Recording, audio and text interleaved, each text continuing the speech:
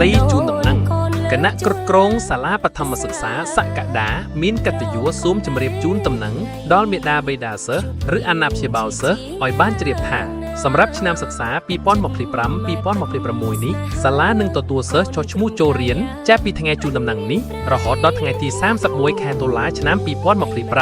ការបញ្ជូនកូនមកចុះឈ្មោះចូលរៀនគឺចាប់ពីវេលាម៉ោង 7 ព្រឹកដល់ម៉ោង 11 ព្រឹកនិងពេលរសៀលម៉ោង 2 រសៀលដល់ម៉ោង 5 ល្ងាចរៀងរាល់ថ្ងៃធ្វើការនៅសាលាបឋមសិក្សាសកដាចំពោះសិស្សថ្នាក់មត្តេយ្យសិក្សាគឺទទួលសិស្សចូលរៀនចាប់ពីអាយុ 4 ឆ្នាំ 5 ឆ្នាំរីឯសិស្សបឋមសិក្សាគឺទទួលសិស្សចាប់ពីអាយុ 6 ឆ្នាំឬយ៉ាងហោចណាស់70ខែក្រោយឆ្នាំ 2019 និងកុមារដែលបោះបង់ចោលការសិក្សានៅឆ្នាំចាស់ដោយកត្តាផលប៉ះពាល់ផ្សេងៗយោងសេចក្តីណែនាំលេខ40 អយកសននចុះថ្ងៃទី 3 ខែតុលាឆ្នាំ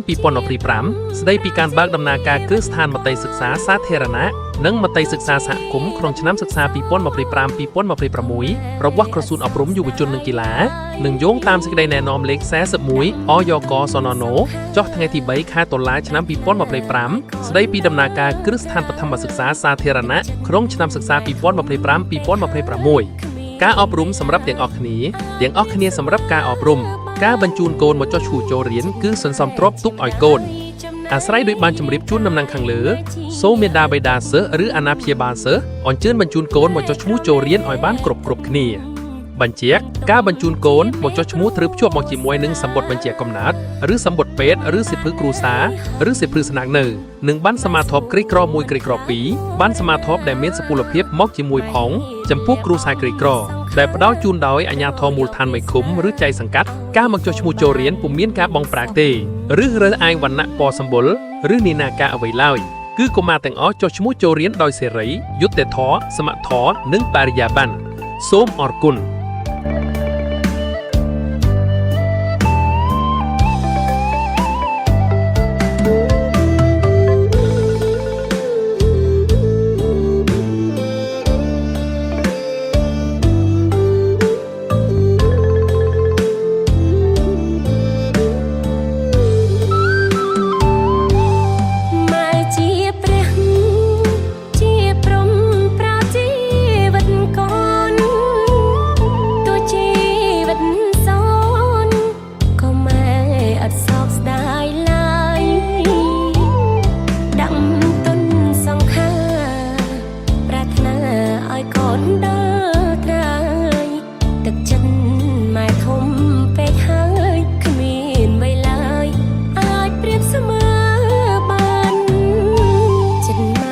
ជាម្ដាយចំណែករាងកាយម៉ែជា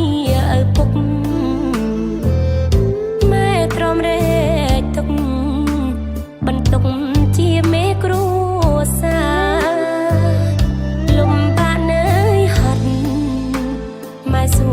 មិនខ្លាចមរណាម៉ែហ៊ានលះបង់សង្ខារបដូរយកវាសនាឲ្យកូនបានសុខ